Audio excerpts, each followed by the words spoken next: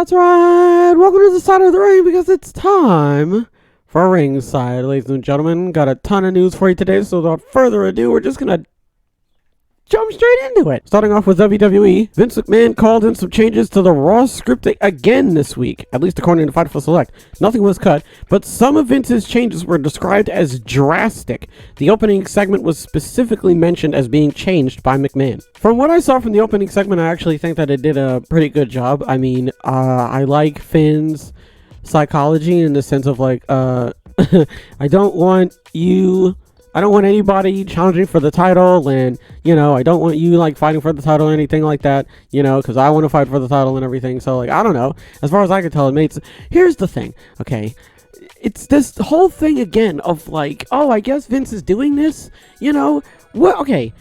The changes were described as like drastic. Nothing was cut though. Nothing was taken out, but the changes were described as drastic.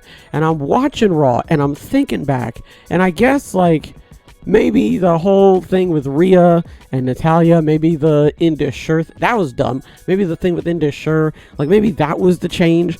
I don't know what I'm supposed to be looking at and what I'm supposed to be taking away from it. I could just be an idiot. That's 100% fair.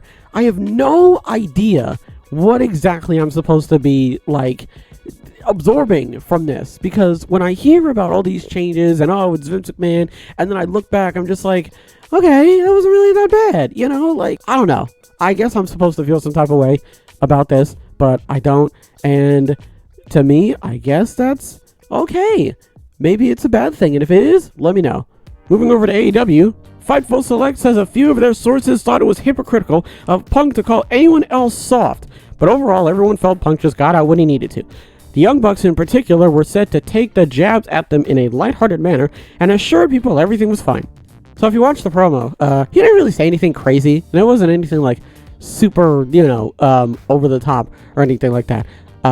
It was really just him talking about how he's back and he never really lost the title and he wants to challenge people. Well, no, he wants to challenge people, and then he was like, I'm not leaving this ring, not the ring, but he was like, I'm not leaving because I'm not leaving. Nobody's filling my boots and all that sort of stuff. I thought it was a pretty good promo. The crowd seemed to enjoy it, and I mean, he literally took again, unless I'm an idiot, which is 100% plausible, he took like one jab at the Bucks, and then the Bucks did that thing where they put it in a Twitter bio, and that was pretty much it.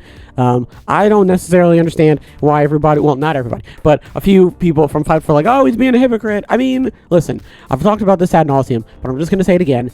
I don't know, from what he has been saying and from everything that's been happening, he kind of has a right to be upset. But that's just me. I don't know anything. Okay. Again, no, I really feel like the promo and the interview, and just the overall just vibe of Collision and everything.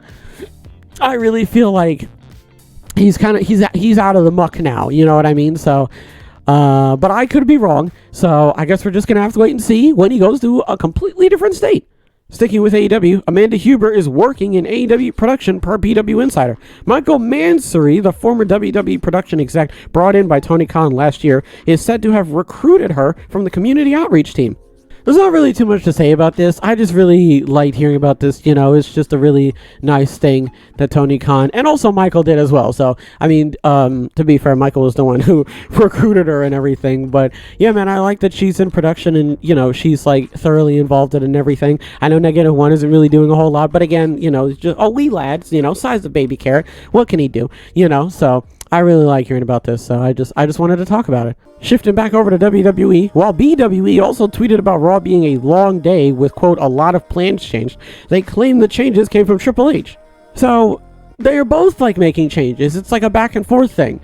Like, I've talked about this before. I feel like a broken record at this point, to be totally honest with you. I like that they were like, oh, it's a long day. I like that even though it was a long day and a lot of changes happened, it came from Triple H, which is just implying that, like, there's still going to be changes. Just because Vince isn't in charge anymore doesn't necessarily like flip everything, on its head. Everything is still going to be relatively the same. He's not going to rip up scripts, and he's not going to like, not the actual scripts. I'm talking about like the paper scripts. He's not gonna like come in and, you know, rip segments out and that sort of thing. I guess Vince is gonna be doing, I have no idea what Vince is doing, to be totally honest with you. But I mean, so far it just sounds like Triple H and Vince are really the main two who are running around and go, no, not that, no, not that, yes, that, you know. And sometimes Vince will say something and then Triple H will be like, no, and then Triple H will say something and Triple H will be like, no. That's what I seem to be collecting from this. Okay, it's a co-op game, but player one is like doing most of the stuff and not letting player two get involved. That's what it sounds like to me. Moving back to AEW, CM Punk's Collision promo last Saturday was 100% off the cuff, says a PW Insider Elite report. While Punk had a few lines in mind ahead of time, the material wasn't pre-written and approved. Again, it doesn't really sound like he said anything absolutely drastic, okay? I love you. We're going to start using that word, all right?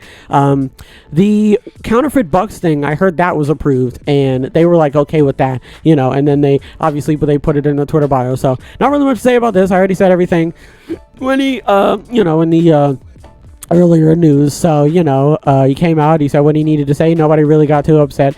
Most of the people thought he was being a hypocrite, but whatever, you know, like I said, we're gonna have to wait and see when he actually gets out of Chicago and see what the reception is like, to see if, I don't know, what he said ruffled some feathers, I guess. So we'll just have to wait and see. Staying with AEW, Fightful also noted that the Elite pre-taped material for this week's Dynamite, and quote, there's a good chance they're not in the arena. That would mean CM Punk could appear at the show in Chicago's Wintrust Arena. So they're staying in Chicago. Again, not really much that we're going to be able to say about the fan reception. To be fair, though, I don't know. It's a different part of Chicago, so they could hate him. I don't know. You know, maybe it's like New York, but I don't know. I've never been to New York, so I wouldn't know. I probably shouldn't have said that. But I feel like ultimately this doesn't really make a gigantic difference, you know. So, I don't know. Maybe, maybe because they're not there, he just, they're poopy heads, you know. Like, he just goes absolutely insane, you know. So, only time will tell. Lastly, the belief among PW Insider's AEW sources in Chicago last weekend was that Kenny Omega vs. Will Ospreay will main event Forbidden Door on Sunday. That match is going to be absolutely incredible. Isn't it for a title? No, it's not. Because he's not the IWGP US champion anymore, right? So it's not going to be for a title. But I know that it's, I can't tell. It's like the fourth match, right? I swear they fought 3 times already. Did they only fight twice? I know that it's not the first match. I'll tell you that right now. It being the main event just tells me that these guys are going to go absolutely ham and cheese in the ring. Okay, so I can only imagine what they've got planned, and man, I cannot wait to see it. What do we talk about? So Vince is making changes, but Triple H is also making changes, which doesn't really surprise me because that's kind of like how it goes, I guess, right? But the changes that Vince are making are drastic, but nothing was cut. But then you watch the show and then you're like, okay, I don't really see anything wrong with this, right? And then, I mean, that's pretty much it, right? I guess I'm supposed to be like looking at this and going, oh, Vince, oh, you big fart, you know, like, why are you doing this? But like, nothing is like wrong, you know? And then it makes me feel like, okay, am I not, well, again, I keep saying this, like, am I not seeing something here? Like, should I be reacting like differently? I honestly have no idea. So, at the end of the day, it doesn't really seem like anything is wrong. It doesn't seem like Vince is doing anything wrong, I guess. Triple H isn't doing anything wrong. Nobody's making like any like stupid changes or anything like that. I mean, to be fair, the Indus thing is kind of dumb, but that could be from Triple H, you know. So far, that hasn't really been confirmed, you know. Sorry, that has been confirmed of like who's doing what. I don't know. The promo was 100% off the cuff. A couple people didn't like it, but ultimately it wasn't really that bad and it was well received. Chicago didn't really seem to care too much, which is perfectly fine. So again, we gotta wait if he goes like, I don't know. I don't know. I tried to think of a state with B, couldn't do it. The Elite pre-tape material for this week's Dynamite. Okay, so that means that I guess there's gonna be a promo for like, I don't know, BCC. Who are they feuding with? I don't know if they're feuding with anybody right now. So I don't know. I guess that it's gonna start a feud. I keep hitting the mic. It's gonna start a feud. I don't know. Maybe CM Punk's just gonna jump off the walls because they're not there.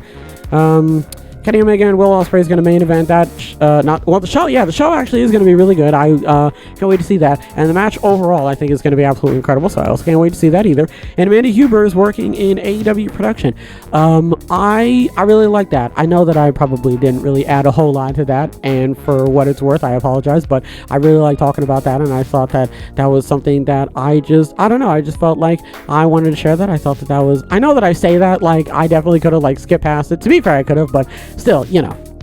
I like hearing about it, and I just like the fact that, you know, his legacy is living on, and I love that they're involved in AEW. It's the same thing with the Owen Hart tournament. I just really like that Tony Khan is doing a very, very good job of being very respectful and very caring of people's lives and just their overall emotions and that sort of stuff. Do you know what I mean? Like, when it comes to, lives that have been lost, not necessarily in the ring, but just lost in general, and you know what I mean? Like, he's not exploiting them in any type of way, I think, because isn't Amanda going on tour? Mrs. Huber, sorry. Isn't she, like, going on tour? I think. I don't remember 100%, but, I just like hearing about this because it's just very, like, sweet and wholesome and kind, and I like it. I don't know about you, okay? I really like hearing about this. Folks, that's going to do it for this episode. Hopefully everybody has a wonderful tonight and a wonderful tomorrow, and as always, big hugs. Big hugs all around.